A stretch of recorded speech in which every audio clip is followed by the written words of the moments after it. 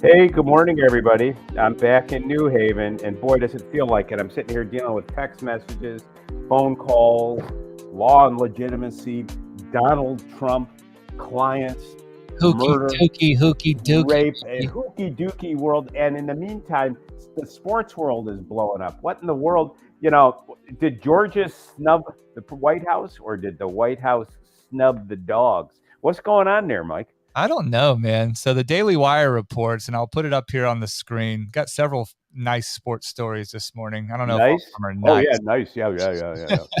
Wait till you understand. Wait till you understand, folks. Mike's idea of nice: DUI, 150-mile-an-hour crash, throwing the victim's car 600 feet. It's just a wonderful day in the neighborhood. But I Yeah, digress. yeah. Well, as the world turns in the NFL world, but we'll get to that in a moment.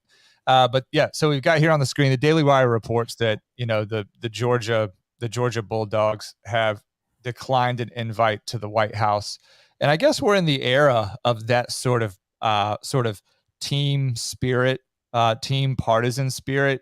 I think that there was. Oh, look, there went Norm, just kicking himself out. What are you going to do? What are you going to do? Good morning, everyone. Good morning, aperture of my soul. We're waiting for Norm to get back in here. No, don't wait. He doesn't contribute much. Come on. Team partisan spirit. We're in the era of that team partisan. Yeah, because remember when Trump was in the White House, and I'm not memory is failing me, but I do recall that several invitations were declined by various teams during his presidency. So it's to be expected that return fire would be put upon the Biden administration, especially with the NASCAR faux pas, right? Let's go Brandon and the origins of that. So there is sort of an additional layer to the sports world when it comes to their support or lack thereof for a presidential candidate. I love how Daily Wire sounds so square when they say victory in the national championship game against Texas Christian University. It's just TCU, okay? Come on, Texas Christian. Anyway, so I think that they were invited and they were going to hang out with Jill sometime in June. Oh, I can understand why they wouldn't go. Did you know that Jill won a fashion award? Yeah, her outfits, the National Reupholstering Association finally said, "Hey, look, we've got some respect. If you don't want to put it on a couch, put it on a dress for Jill." I mean, who dresses that woman in the morning? I look at some of the outfits she wears, and I feel like Ozzie and Harriet are rolling over in their grave saying, "Can you see what she wore?" Ozzie and Harriet being a sitcom couple from the 1960s and 70s. But I digress, Mike. Well, look, I don't know that this is as political as it might first appear. So I'm just going to read here. It says the entire Georgia congressional delegation sent a letter to the White House back in January urging White House officials to recognize the team at their earliest convenience. The group noted that the Georgia's 2021 national championship game did not get to visit the White House due to COVID restrictions. And so then they were requesting, I guess they were requesting that they be able to sit with the president. And so this declination is based on sort of a feeling snubbed, right? Because this wasn't, everyone else gets an actual presidential invitation, and they didn't get one when they won in 21, and then they just won again, and for whatever reason, which look, do I have to call him a meat sack again, Norm? Yeah, no, I hear you. Is there any real threat that Biden is going to meet with anyone that he doesn't absolutely have to meet with in person at this point? Yeah, he's going. I mean, I do think he needs to meet with Jill's wardrobe person. I just find it depressing when she appears in public. The only, one of the upsides to the Donald Trump presidency is we get to look at his wife again. Now she remains, she continues to melt icebergs at 3,000 feet. But in any case, let's move on. It's me again, says Jill's stylist is ultra dark MAGA. Yeah, no kidding. And it's me again is kind of like Norm's a boomer. Well, that and that and $1 will get you a subway token. Well, yeah, I am. You got a problem with that? So anyhow, what's going on? NBA playoffs. But then I want to talk about this horrible DUI case. What's going on? We can talk about Henry Ruggs in a moment. Just updating everybody. All 4 series here are at 3-2. And this is notable. You know, I was talking, I think yesterday or the day before, that the Heat would probably go ahead and get rid of the Knicks. They were up 3-1. And the Knicks came out and balled out of control, and they brought it to 3-2. And then the Warriors and Lakers squared off last night in the late slot, and the Warriors also battled back from 3-1 to 3-2. And there may be an injury to Anthony Davis that keeps him off the floor for a game or two. He got hit in the head and then had to be, put in a wheelchair reportedly to be taken out of the arena. I watched the video, and it's always deceptive when injuries happen in the context of sports.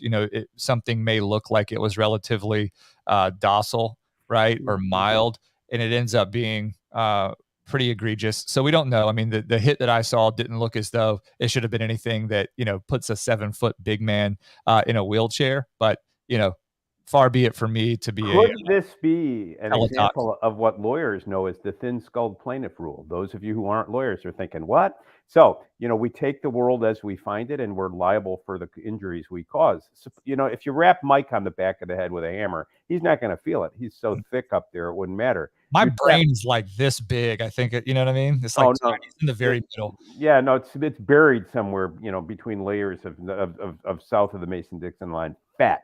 But in any case, a thin-skulled plaintiff is a person who has an eggshell, as it were, for a skull. And if you tap that person on the back of the head, you could cause serious injury. So you might say, wait a minute, I just tapped him with a pencil. Why am I responsible for a catastrophic brain injury? The rule is you take your plaintiff as you find him. If it's an unauthorized touching, that's a battery. And if that battery causes catastrophic brain injury, you may not have intended to cause so, but if your negligence does so, you take your plaintiff as you find him, and that would be that. But I did that just to kind of throw some law-related stuff into here while we're talking about sports. Well, there's plenty of law-related stuff to get to, so here we go. All right. Hey, first, let's shout out to a new listener, Aperture of My Soul. No, Aperture of My Soul's not new. Well, I've noticed it for the first time. Okay, so it's new to me. You're new to the chat. That's right, Norm. Yeah. Don't let him talk to you that way, Aperture. Good morning, Aperture of My Soul. Ignore Mike, okay? But and as you were saying, Mike. So this story is something that I've paid attention to for a while because I'm an avid fantasy football player. Henry Ruggs was a standout athlete at the University of Alabama. He was drafted, I think, with the 12th overall pick in the 2020 NFL draft to the Las Vegas Raiders. Now, remember, the Raiders were not Las Vegas until only a couple of years ago. So personally, I've had my suspicions about, just given the nature and the reputation of NFL athletes, the wisdom of moving an entire organization to somewhere like Las Vegas. Yeah, what's up with that? City of sin, right? Yeah. And this was a really early development. So in 2021, Ruggs was with his girlfriend in a new Corvette. His blood alcohol at the time it was tested was, I think, 0.16 something. Right. So Ruggs is not a tremendously big guy, and we know that alcohol affects people differently, but certainly well beyond the legal limit. But it was reported that he was going 156 miles per hour down the Las Vegas Strip at the time that he hit the victim. And pardon me for forgetting the victim's name here. It's right here so it's Tina. Do you see it there? Yeah, Tina Tinter, and her dog, which, for some people would make this even more of an aggravating circumstance. But 156 miles per hour makes contact with the car, and the car goes about 570 feet, kills. That's amazing. Think about throwing a car twice the length of a football field. Wow. So the news here is that he is pleading guilty to the DUI charge that was brought. The sentencing guidelines illustrate possibility of 3 to 10 years in jail for convictions on this. I don't know what sorts of other things Henry Ruggs and his legal team have been working on to help perhaps mitigate even that sentence. I do expect that he'll see some jail time. I don't know that the NFL, the NFL is interesting in the way that it handles its punishment. But in this circumstance, the NFL didn't wait. We can reference really quickly athletes like Ezekiel Elliott or Kareem Hunt. or Ray Rice. There are plenty of examples of domestic abuse situations. The gentleman from the Panthers, I can't remember his name right now. Anyway, there's all sorts of wild examples and fact patterns that come out of the NFL when it comes to domestic abuse and da da da da da. And oftentimes there's a balance that needs to be struck between, how the brand and the public facing brand is represented, but then also the NFL takes this stance that it has the ability to determine its own punishment for its athletes. So to the extent the criminal justice system runs in parallel, the NFL has always taken the stance that, its own internal conduct policies can almost get in the way of the criminal investigations in some circumstances. It's interesting here because Henry Ruggs has basically been thrown to the wolves. The NFL has made that the Raiders nor the league itself have made any overtures to try and keep him in the game. And I think it's relatively tragic that a guy that's, probably 21 years old at the most at the time that this happened, and had the world, at his fingertips as far as his own professional arc was concerned, could make a momentary decision like that in someone's life and in some respects end his own. Well, I mean, so, a couple reactions to that. First, with respect to domestics, these are often he said, she said things in murky circumstances. And when the NFL imposes its own disciplinary standards, I'm often jaundiced. I'm not happy about it. I feel that they're bowing in the direction of trying to police the league to make it politically correct. And I'm not interested in that. And I think the criminal justice system should play itself out. If the defendant pleads guilty or is found guilty and the NFL wants to act in response to that judicial finding, okay, that's its right as a league.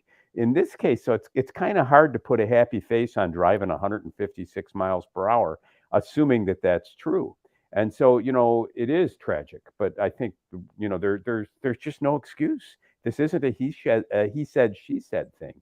I mean, even drunk or not, operating a car at that rate of speed and then colliding with another, causing their death, there's just not a jurisdiction in the United States that's not going to look at that as a jail time case.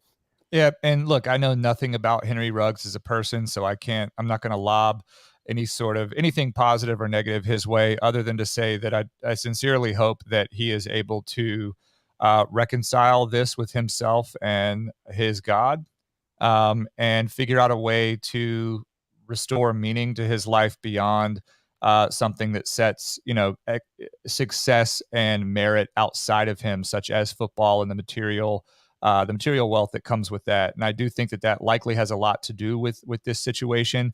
Young guy, fresh out of college in a city like Las Vegas, drafted in the first round. He's hot shit. And the world is I worry about young athletes. They're recruited at an earlier and earlier age this year. Their talents are spotted in junior high. Commitments are made sometimes at that level. And then suddenly they have 4 years in college where they are the star of the show and they're made wealthy men in their early 20s. And they've never known the uncertainty that the rest of us struggle with in terms of making their way in the world. I think I refer to that as the tyranny of youth, right? Yeah, they become gods in their own minds, and then look what happens. So, hey, let's pivot from sports. I know there's more to talk about, and we'll get to that tomorrow. What'd you make of Donald Trump last night on CNN? I have a confession to make. I wouldn't turn CNN on if somebody told me that CNN was going to broadcast my winning Powerball number. Okay, I would just check it in the newspaper the next day. I am that done with CNN. And I say that knowing that there are a couple of CNN reporters who may well be watching this, who did a great job covering the Proud Boys trial. Hats off to you guys. Find more employment. But I start getting text messages last night. Donald Trump's talking about the Proud Boys. Donald Trump this, Donald Trump that. I couldn't bring myself to watch the town hall meeting, but I understand you did, Mike. Tell us about it. So I didn't watch it as much as I listened to a playback via Tim Pool's podcast. They did a watch party, and they live streamed it and did their own kind of commentary as the town hall proceeded. So I was able to hear, the full length of the audio and some commentary on the side there. Covered a lot of ground. So my initial takeaways are that Trump got started slow. When he warmed up, he became the Trump, that the archetypal version of himself, where he began commanding the conversation. I think that as he realized Kaitlan Collins was acting in a capacity more than a moderator, and was She hostile. was a fact checker. Isn't that what her Sure. role was? Right, right. Well, she was definitely active in that role as a moderator, and quite aggressive when it came to trying to fact check or contrast with Trump, which, reasonable Well, minds take us say to the moment. Here's a guy. He's had an interesting week. Tuesday. yeah, and they talked about this, which was also hilarious. Don't let me forget to tell you what he brought up about Eugene Carroll. But go ahead. Yeah, Tuesday he gets whacked with a verdict, 5 million. Now it's a split verdict. From the left, he's a sexual abuser. From his supporters, well, she claimed rape, and the jury rejected that. He was found guilty of sexually abusing her, fondling her, I guess is what it was, and defaming her. Um, so he's running for president. He's got a town hall scheduled. Wednesday, his wife comes out in support of him, which is a counterintuitive move if ever there were one. It would be an honor to run with him and to serve the American people again, she says, and he can make America great again. And then there he is last night in New Hampshire under this cloud. How does he respond? What does he say as to Flourishes. He absolutely flourished in the context of the how does anybody flourish in that environment? I mean, it makes Trump Trump, but I'm not overstating that. You should do yourself the service of going back and at least finding that segment and listening to it. Because again, I didn't watch it. I'm only hearing what he was saying. So it's all words. And what was great is hearing him talk about that. And I think I said on this stream yesterday that this case was going to be something that would be either nothing or it would be something that would strengthen his candidacy for president en masse, right, on net. And he took this and ran with it. He said, look, here's what, number one, he talked about what the judge would not allow them to enter into evidence. One of the things that she allegedly said that he had as part of discovery that the court would not allow into evidence for the jury was that she once referred to her husband, who I guess her ex-husband, maybe this is her current husband, I don't think so, who is a black man, as an ape to him, right? They wouldn't be able to hear that. So he basically was just like, he was taking his shots outside of the courtroom after everything had concluded, said a couple of other things, but then he contextualized all this to say, look, this is what, 22, 23 years ago. He's like, I own the Plaza Hotel, which is like right next door. I own a couple of buildings right around the corner. Is this what happened? I came into, this store, and she and I just fell madly in love, or we had chemistry. And then, we went to the back to the dressing rooms, and she found one that was unlocked, and then we did our thing in there. Right, we did the hanky panky, is what he said. Not the hooky dookie, but they did the hanky. But did he acknowledge knowing her and remembering her at this point? Because I think his claim was that he had never met her. Quite the opposite. Yeah, he said, I don't know who this woman is. Right, he was in a picture with her, as he's been in a picture with 1,000 other people, or more than that. But he talked about that. He's like, is that really is that the narrative here, sort of thing? Is that what we are to believe, is that, 23 years ago, Trump was still Trump then, right? And I think it's a reasonable a piece of rhetoric, right? It's a reasonable and also persuasive question to ask, right? Why would Trump, need it? Because the allegation was rape, right? It was penetration, to your point yesterday, right? Under New York law. Right? We're not talking about just sexual abuse, and the defamation thing came later, but we're talking about an allegation of rape. And so there is a certain amount of suspicion that I take with that, knowing that Donald Trump is indeed Donald Trump, and if maybe he's got a thing for doing things in dressing rooms, but it is, it's questionable, it's dubious, right? I think that's what I said yesterday, is dubious, and he leaned into that full throat. And how did the crowd react? Crowd reacted to what I could hear quite favorably to him, right? I mean, he was making a joke of it, making a mockery of it. And I think that, he's going to proceed with the appeal on a lot of that stuff. But, to him, it was a joke to begin with. And he also confirmed one thing. I think I'll take a second to pat myself on the back, that his attorney Joe Tacopino is the one that persuaded him not to appear, right? To limit his exposure to this case, because because it was of dubious origins, it wasn't something that he needed to give more airtime to, especially in the midst of a campaign. So I think I'll take my credit for saying that. That's exactly right. That's well deserved. That's an attorney doing his absolute job, right? With a client with an ego like Donald Trump, that is the type of advice that Trump is paying for. It's funny. It reminds me of a moment in the Alex Jones case. He was compelled to testify. They had a subpoena. They didn't want to limit him to deposition testimony. They wanted to try to light him up. And with the assistance of a judge who literally couldn't control the courtroom, they did. And so there's a famous, now infamous, I should say, riff on YouTube where, the appellate lawyer, or not the appellate lawyer, the plaintiff's lawyer, tried to gin Alex up, and they get going, and I'm screaming objection, and the judge is sitting there looking like Bambi hit her with a hammer, and now what do I do? And they're screaming at one another, and that the direct examination ends. Later that day, we had to decide whether we would call Mr. Jones in rebuttal, as it were, as our own witness, or whether we'd cross-examine him after their calling him. And I sent Alex home. I said, look, after that shit show, why would you submit yourself again to the plaintiff's lawyer kind of looked like he was trying to do a Clarence Darrow routine. It looked like a Saturday Night Live skit. The judge was out of control, couldn't control her courtroom. They'll both only regroup and try to make you look bad again, or even worse, go home. So he didn't testify. A controversial call. But these are the calls that lawyers get paid to make. What else happened in the Trump case? Yeah. So with respect to J6, there was. Yeah. What was all that about? I was I was furious because I think he hung these guys out to dry. He could have helped them when he did. He could have stepped up and helped financially with their legal fees, which were enormous.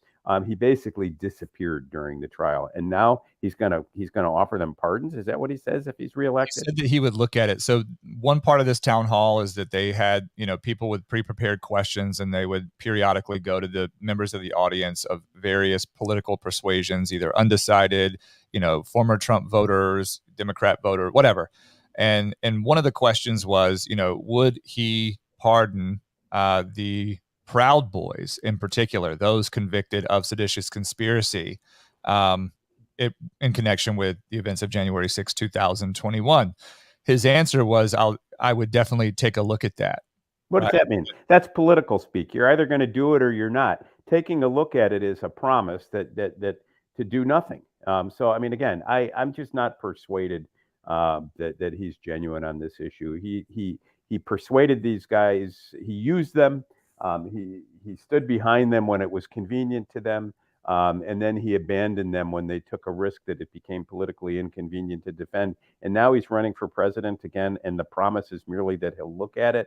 Don't do more than that, Mr. President. You look to me like a woman helping an old man shop for lingerie in Bergdorf Goodman. You're a tourist of suspicious origin here, pal. Well, he seemed sympathetic to that stuff. Now, obviously, I'm not going to give him credit for seeming a certain way, or how he's creating his tone and inflection on these issues. But that was a question that started with January 6th prosecutions broadly, right? Right. He's like, I can't issue pardons for everyone. And obviously you and I know, Norm, that the numbers are going to be in the thousands, right? There are already 1,000. There are going to be 1,000 more, right? I think that was something that he was very keen to, because his initial answer was, I don't know if I could do that. I can't do a blanket pardon for everyone. I'd have to take a look at it, because there were certainly people that acted much, much further out of scope than the rest, but that needs to be looked at. And then when it came to the Proud Boys, in particular, the seditious conspiracy stuff, he seemed to understand that they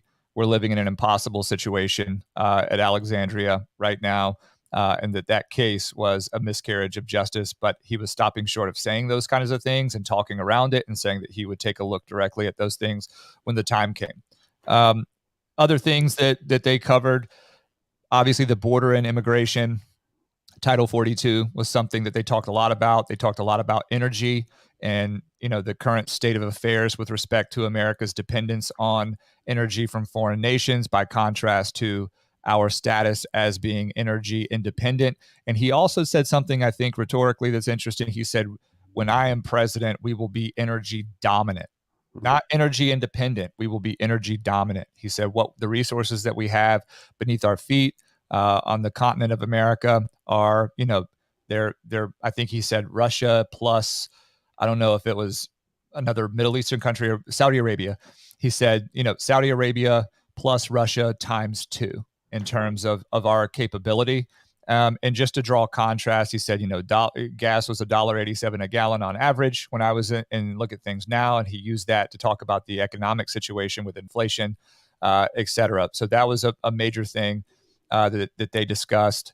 And let's see, obviously the call to Ukraine and Zelensky, that came up again. And this is where I began. Well, how about the Hunter Biden stuff? Because this, I mean, first of all, it's important that was to not note something that I recall them talking at all about. But here, it's important to note that this is Trump in front of a Republican town hall. And so, I memean, it's interesting to me that he's being greeted enthusiastically. So that suggests to me that the base hasn't been affected much by his, the verdict this week, if at all.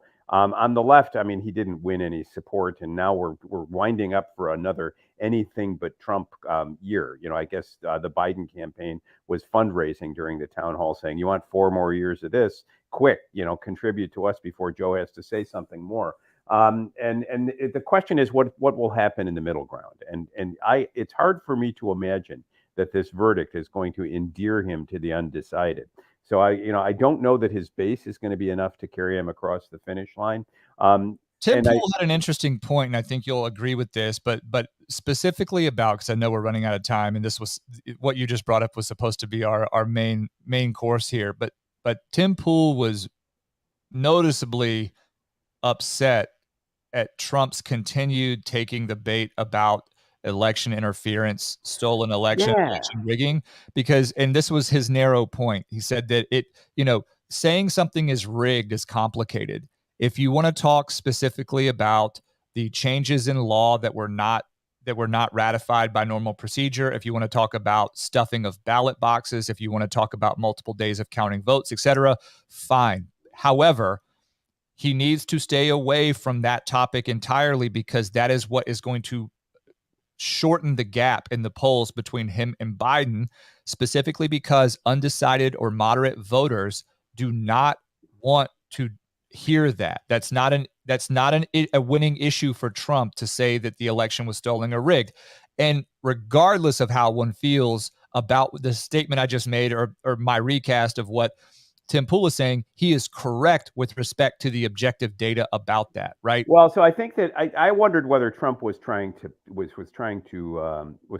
pivot to that very discussion, and because he didn't call it a stolen election, he called it rigged. Rigged. That's right. And it stolen was put into his mouth by Kaitlan Collins, and we should talk about that sort of thing at a later date, but that was something that was really grating on me as a town hall moderated by someone that was being as aggressive as she was. Yeah.